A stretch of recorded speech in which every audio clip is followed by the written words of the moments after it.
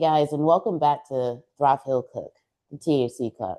Now, you already know I'm Denise, your host, and today we're taking a blast of the past. So we're having a conversation with owner and founder of Sacre Sucre, Dane Thibodeaux.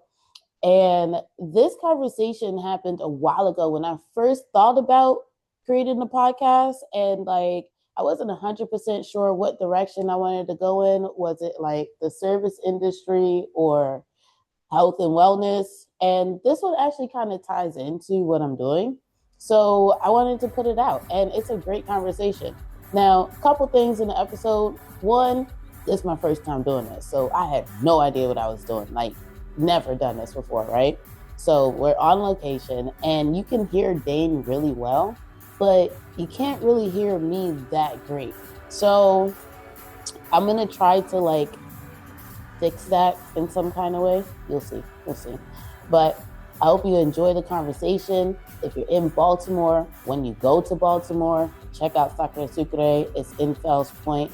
Place is beautiful, and everything's delicious. You really can't go wrong. So you're not gonna be mad at me. You're just gonna leave comments and leave the comments down below and let me know how delicious it is and what you actually enjoy. Take a picture and send it to me, because that'll be really fun. But without further ado, please enjoy the conversation. All right. Hey there. Welcome. I am super excited about this new space. It's beautiful. It's bright. This is it. This is the baby. Yeah. Look, baby is beautiful. Thank you. I especially love this on the wall with the turquoise. And her lipstick is popping. So that painting, that picture is from Manny's brother. He's a photographer. That specific picture was on the cover of a prestigious art magazine. I knew I'd seen that before. This is the visor for me. Yeah. Yeah. So this one was on the magazine. It was on billboards. It was all across Europe and Asia. That makes sense. It was part of the show, the main picture in the big art museums. And we were able to not purchase it, but more acquire it. We still had to pay a hefty penny to get it here, but that was always a vision in the store. How'd you come up with the name? So it's Sacre Sucre, which is sacred sweet in my culture, because I'm Cajun. A lot of the older generations, they curse in French, and sucre is kind of damn it, you stub your toe, you sacre. So I said it one day, and Manny was like, what? And then it kind of stuck in his mind, and then he thought of sucre. So it's a play on words of sacred sweet.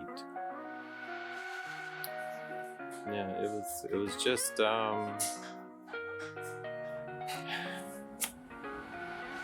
for us it was just two words put together, and then through time it became really what we are. We were just playing with the words just to be fun, and then it turned out to be this is really our church. This is our religion. A lot of people also said, our old customers coming from our old place to the new place, they're it feels exactly the same, even though it's completely different. They still feel like it is Sacre Sucre. They still feel the woods are all the same woods from the old store and the same colors. It's crazy how home always feels like home, no matter where you're at. So how do you feel in the new space? Well, it's been a struggle. So every time I look into it, I don't see the beauty in it yet. I see all the little flaws, all of the nail holes, all the paint spots that I haven't seen that I need to fix. So Looking like a true perfectionist. yeah. But other than that, everything is as it was planned. We had a very good vision of what we wanted in the space, and it almost mapped out to exactly what it is. And how is the work dynamic? Yeah, it's fun. I'm working with my partner. We are here every day. We're together every day. Something's wrong, we fix it together. Something's right, we jump for joy together. There's no better place or business partner or life partner that I would want differently. Now that's really cool. Most people can't work with their partners. We were rough. It was rough in the beginning, but we really learned each other. You know, like marriage is learning each other, but we really had to learn each other. Man, that's beautiful. I love that it came out the way that you wanted it to come out. Now, did you always want to own a bakery? No, I was in the hotel management in the food service, and my partner at the time, well, he's still there, he said we moved to California for a little bit, and I didn't have a job there because it was all like Best Western hotels, and there's no excitement there. So we decided to start baking things and like selling them at farmer markets, and that's kind of how we got the macarons, right? And that was like my job. So that was like making macarons and going to farmer markets every weekend. So you started in California baking like macarons in your house, and then just like went up to farmers markets. Yeah. So then, how did you then go from California being to farmers market to now being in Baltimore? Well, we didn't like living in California because we were moving. We lived too close to the mountain range, so it was far from everything else, and we just, our weekends were just going to wineries and drinking all the time.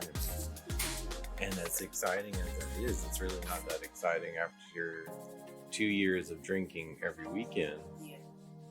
So then we were thinking, why do we have to stay here?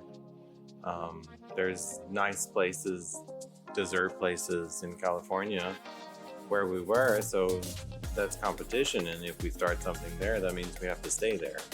So then we thought about moving back to Baltimore, and we ended up moving back. Before we even moved here, we had places to look at for the shop, and like we weren't even unpacked, and we were already looking into places for like where to start. So that's kind of how it all started. Just moved back to Baltimore with the intentions of opening up a pastry shop. And for the first 2 years, it was rough, but people saw our vision and they thought we were just going to be like a bakery, but we are like artists. We are making creations, doing things that no one was doing in Baltimore. And that kind of got us started, and like we've evolved. Everything's changed. Like the recipes have gotten better. We're using all natural colors, all natural ingredients. So everything is as clean as if it comes from the earth. It's kind of funny to sound, but yeah, it costs more, but you can taste the difference. So I love that though. You have so much integrity in your product that it makes sense to you to spend more in the ingredients to then make sure that you have such a great product that it kind of like pretty much like stand the test of time. Yeah, and it speaks for itself. It's It not. does. It's even if you close your eyes and eat it without looking at it, you can tell that it's like really good product. Oh, I've had this experience myself. Okay, I can close my eyes and still taste that turmeric and blood orange macaroon, Yeah, and that was what, maybe like a year and a half ago. yeah, Did I have that? yeah. Sadly, I don't remember that one because the flavors just come and go. It was delicious. Delicious. And I have to go periodically. I go through all of our little flavor cards to see and remember what our flavors were, so we can like try and replicate them and make them better. Stuff like that. How did you even get into cooking? Well, at home, I cooked. My mom would like cut all the onions and do all the prep work for the food. We ate a lot of like one pot wonders, so like everything was in the pot, so all I had to do was like turn it on and like stir it. So for me, that was like cooking. So then I always said, oh, I'm gonna be a cook one day because I cook really good. And that's kind of how I saw life, was like I can cook really well. So I went to school for culinary, and then once I started cooking, I was like, ooh, maybe not. This isn't as fun as I thought it was going to be, and it's really not. Yeah. You know, it wasn't for me. So then that's why I moved into like hotel management and like learning how to work with people and do more of the front of the house than the back of the house. But coming into bakery, it's something different. So my partner and I, we balance each other. Like he likes to be in the kitchen more, and I like to be out front. But I'm still making like 50% of everything just like he is, but now I'm like more out front. So it was a challenge to try and get that balance, but and it's still challenging every day because we run out of stuff and there's only one person in the kitchen making anything. So I have to stop and let my team do and hope they do what they have to do in order so I can go make some more product.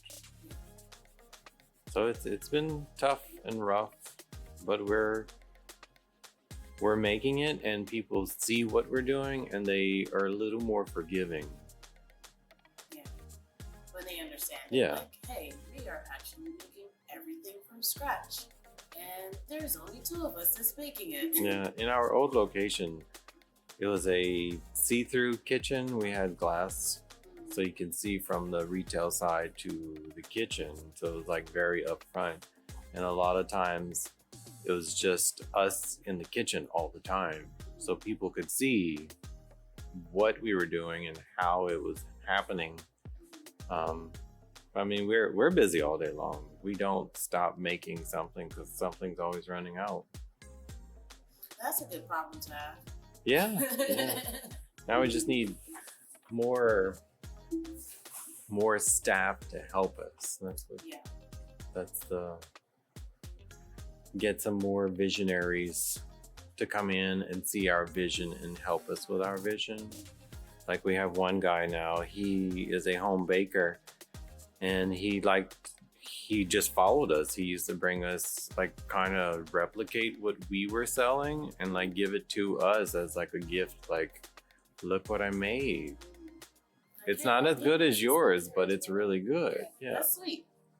That's endearing. So then we lost a baker at one point. So we were like, well, do you want to come in and like just play with us and like try out new recipes? And then now it's been like a year and a half and he's been with us. So it's like,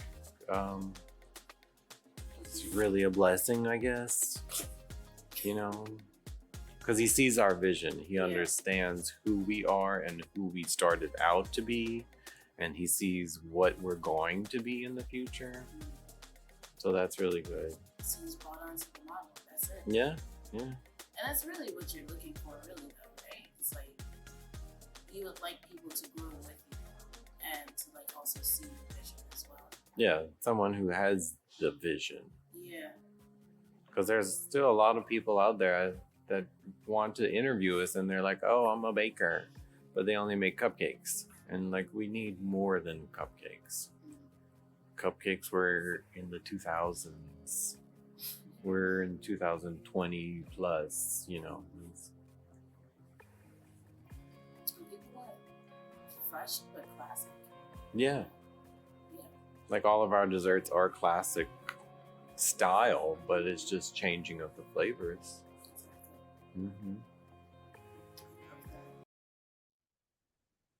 So, do you see yourself like in the future, in the perfect world, if you have all the bakers that you need and everything like that, would you do like I packaged don't goods think or so. Oh no. multiple stores? Multiple stores means I have to go places and do things. No, I think our main goal is to make this the one, the only, the best. We don't do this because we want money. We're doing this because it is our art. This is what we have always said, and this is what we always wanted to do, is to showcase what we are creating constantly. Yeah. You know, that's like a new movement, I feel like. Well, not a new movement, but I feel like it's the movement where a lot of people are creating through their passions and like what they actually love to do. They're not really thinking about the money, but more so about how do I feel doing this, you know? Yeah. And how am I helping humanity? And even Entre 2000 just came out with an album like that, you know? It's just like, this is the music that I feel to make. I tried to make a hip hop album, but I couldn't. This is not where I am. Yeah. You know, and I can appreciate that. Yeah, it's like, I'm not a baker, but I'm gonna make something that's gonna be great. And it's your expression. And it's my expression, yeah. And it makes you feel good. Yeah. So what's wrong with that? The best part is whenever other people see it and they come and tell you, oh my God, this is like the best thing I've ever had. It's like, well, you know what? It is. I love it too. And I'm glad that you know it. Yeah. Yeah. I like to rub that in their faces like, yeah, I think it is good. I mean, we are the best. You are, really. There's not a question. Yeah. But to go back, it's like if we would think about getting more locations, that's when the quality goes down also. And that's where you cut corners. And that's what we never wanted to do. You know, like if you're gonna, a lot of restaurants, they find items and they just put spices with it, like jerk chicken. Like they just put jerk seasonings on chicken and call it jerk chicken. It's not. It's not. Yeah, it's not authentic. No, it's like, and they want to make yuzu drinks, but they're using lemon and calling it yuzu. I mean, no, we're sourcing out like real yuzu juice. So it's, I don't know how to say that, but it's like we are real. We're not sugarcoating anything with sugar. Yeah. But I love that because it's different, because a lot of times in our society we kind of look at things with like how much money can we make, you know, and it's not about how many people can touch, Yeah. you know, or how many experiences. It's always about money. So I love that the shift is different and it's not focused on that. You're gonna go a long way. Yeah. I mean, don't get me wrong, I do want the money, but it's Of course, everyone wants more money. I need to retire at some point. But for the moment, it's not about the money. It's about making the people smile and excited. We have some customers that come in with their kids, and the kids get super excited about the macarons, and that like tickles me on the inside every time they come in. We have one customer that has a kid, and he was maybe like 3, and she used to buy the macarons from the grocery store to give him. And then when we opened, they started coming like every week, and now he doesn't even eat the ones from the grocery store anymore. He can identify ours because he said these are so good. You can taste the difference. Yeah. In the cheapers. Yeah, and that's 3. So he's like 9 now, and he still comes gets his macarons from us. Yeah, that's probably. Yeah, I mean It's gonna be here for the next 30 years. Uh-huh.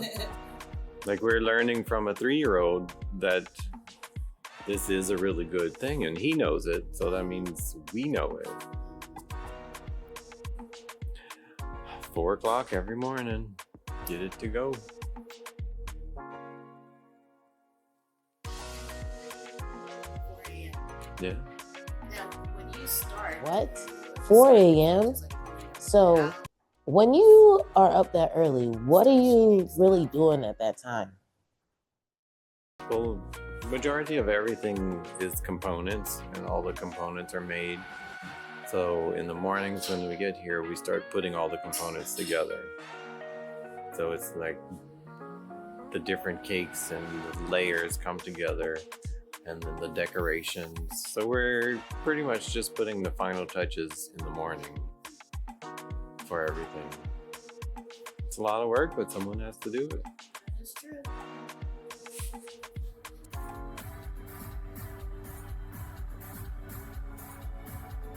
I just want to give a big shout out to Dane Thibodeaux, and thank you so much for sitting down with me and recording this episode with me. I had a great time recording it, and an even better time just hanging out with you and seeing my friend and enjoying what you've created for the community. So keep doing what you're doing, and I'll see you soon. Later. Don't forget to like, share, subscribe, send it to your friends, send it to your mama, send it to your cousin, and let's keep thriving, healing, and cooking together. I'll talk to you next time. Later.